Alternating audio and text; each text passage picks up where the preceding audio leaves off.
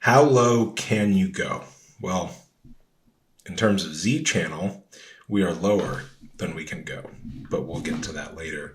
It's 2.61 feet at medium tide. We're putting it at lock 5. You can see a ton of exposed rock on either side as we paddle up. It's kind of like getting an X-ray of the river. I mentioned that earlier. You can see what lies beneath when you're doing your usual paddling. We paddle up the gates just to get a look at it. To our surprise, there's still a good amount of flow coming down at the very top, enough to practice ferries. And I try to squirt, but the bottom of my playboat hit a rock. It's pretty shallow there. I might not even practice too many combat rolls in that area. And then, of course, we get to Z channel, and you'll see what that's like. Basically, no water.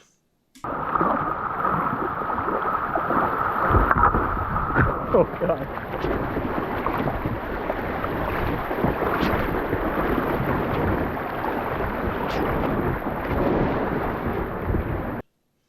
Z channel is mostly like this. You might want to find a good place to take out and walk around it, but it's totally possible to scrape your way down.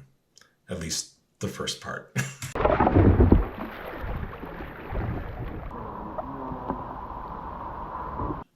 I'd probably get out and carry around this rather than do it again. It is pretty shallow. My buddy had a slightly bigger volume boat than I did, and as a result, he was sitting high in the water, and he mentioned that this may have helped him pick his way over these rocks compared to my attempts. That's what I'm doing. Wait till you see the CFS out in like Midway Waves. It's crazy.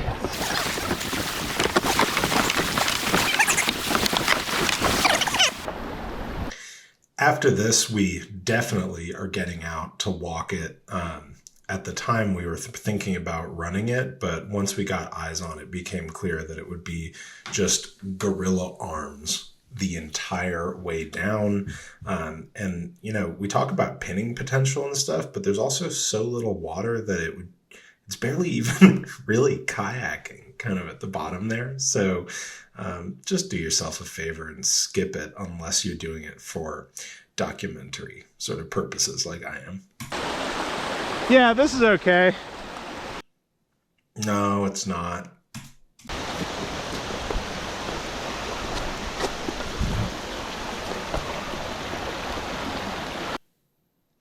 Look, I mean, there's basically no room for, like, boats to go, so... Is it? Look, I'm not smart, and at no point in my paddling career to this date did I know that this was wood. I always thought it was a rock. I always just maybe thought it was a rock.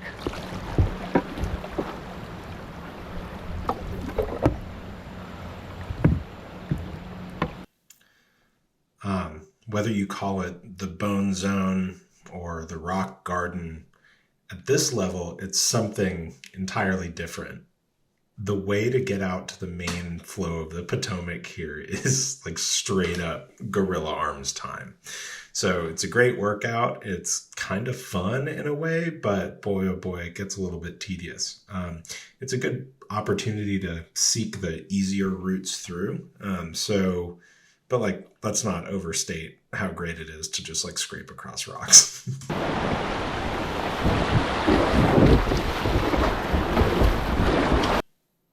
Having said that, this middle bit has some new little pour overs and V's to find. So I had a great time picking through here. It's really not bad at 2.6.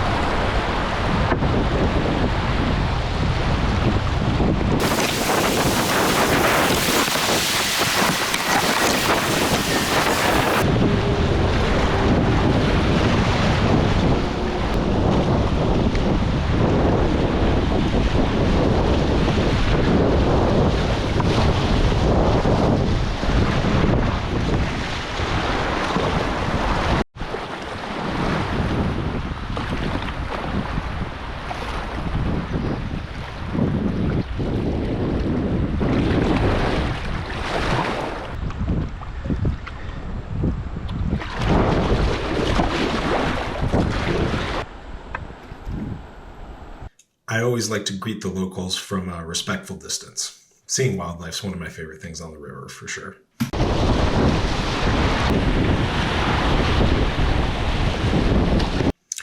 So Practice Boof 1 and Practice Boof 2, also known as Spicy Cheeto, those are pretty different at this level. Not really boofs per se, but Spicy Cheeto definitely goes in terms of surfs.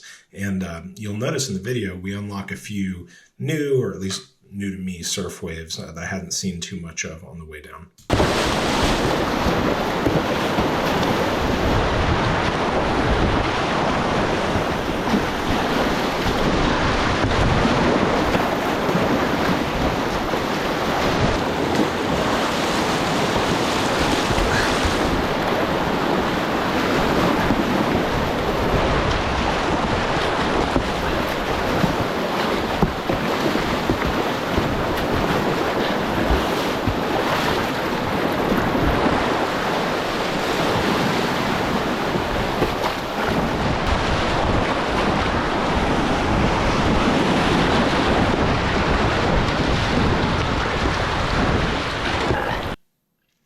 A lot of the stuff I'm not filming here, or at least sharing in the video, is a lot of aggressive ferrying back and forth, C turns, S turns, all of that good stuff. It might be 2.6, but it's very easy to get an excellent workout on your way down if that's what you're after.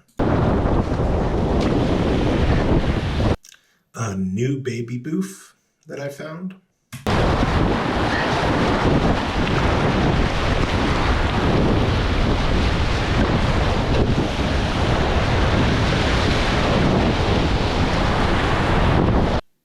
Surprise, I'm still not good at this. I forget how fast I'm going, and I toss the paddle in the air, and of course the boat keeps moving on the river, and by the time the paddle comes down, I'm well past it. So if you're going to do a paddle toss at speed, make sure to throw it in front of you.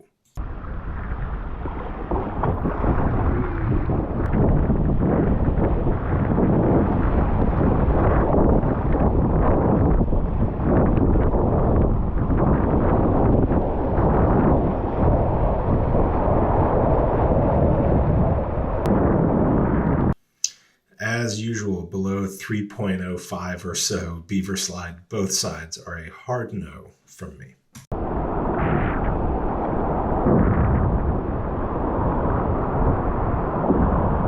Just after Beaver Slide, there's a sweet but small little surf wave, just river right.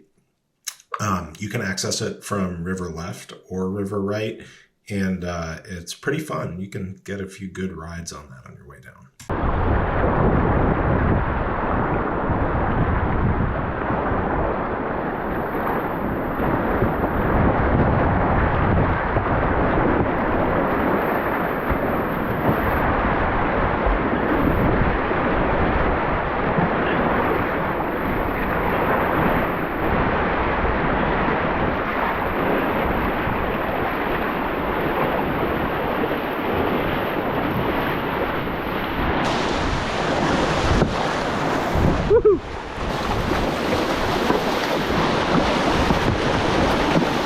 Okay, so my bow gets buried and I start to lose my edge. I should pick up my right knee, and if I picked up my right knee, I wouldn't have flipped. Picking up the right knee, yes, but also leaning downstream.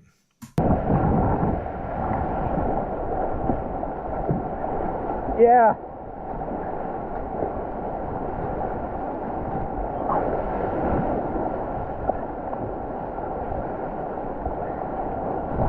This is one of the first times in a while that I've just been paddling along and like flipped over. So it looks like I lose my edge, like kind of leaning back, and then my paddle is kind of pinned, and then I go for a brace, but it's a stupid vertical brace, like it's not low. My head's in the wrong place, and then I just flip over and roll. So let me know what you think in the comments. What?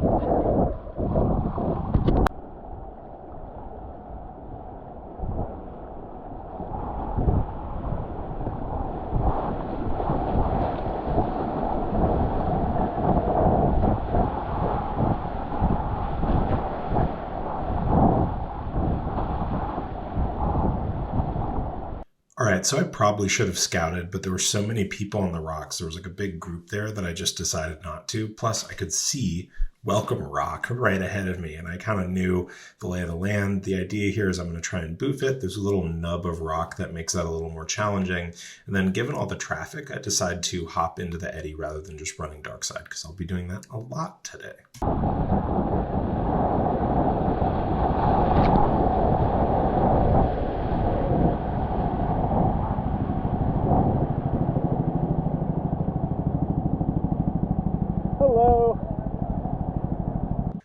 Make no mistake, while the river is flowing at about 1/3 of the rate that it does even just at 3 feet, there's still some fast water in between the eddy created by Welcome Wave and the eddy where you're going in the Ferry on the Virginia side. There's a little pour over in the middle, and that rooster tail is still in play, so that water can still flip you. But just to be clear, like, Darkside Hole is a riffle. Basically, you can get hung up on Cleaver Rock, no doubt about that. But basically, you can run Darkside Hole and immediately start the attainment. It's not grabby, it's not tall, it's not pushy. It's a fun little slide that you can just sort of do whatever you want on. It's nothing.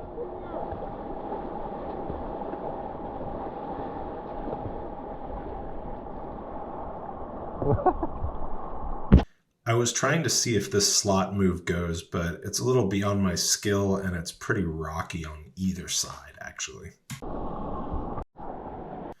So really, once we got there, the move was just to run Darkside loop, attain it over and over, try different things, ferry over to the Maryland side, ferry back. So there's a ton to do out here, and it was pretty fun to splash around and really get a workout. When I talk about the X-ray effect of low water paddling, it's like, okay, there's the rock that makes Darkside Hole, and then there's the rock that makes that little pour over that can sort of flip you when you're trying to surf it.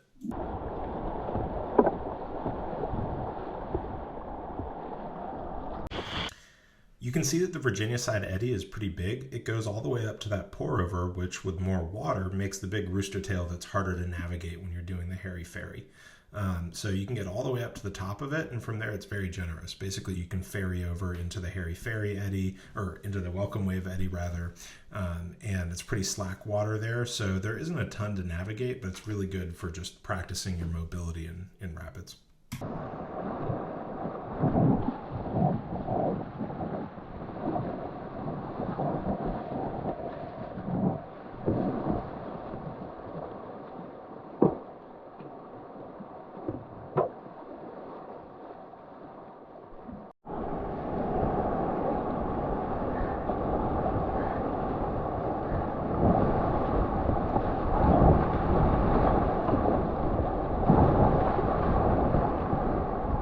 This is the eddy just below the rocks that make Welcome Wave, and so I just chill in the eddy and then ferry right back over.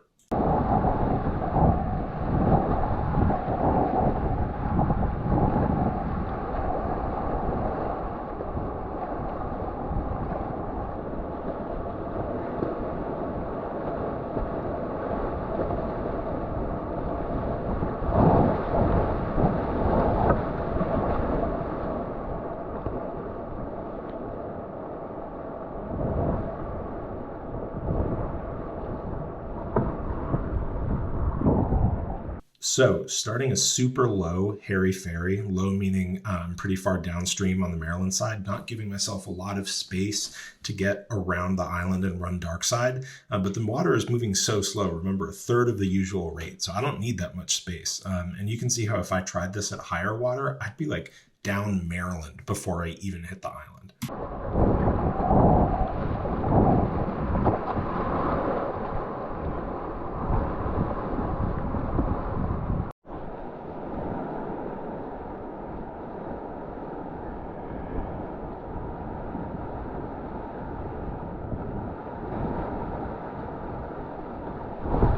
I was gonna try an ill-advised splat, but luckily I failed.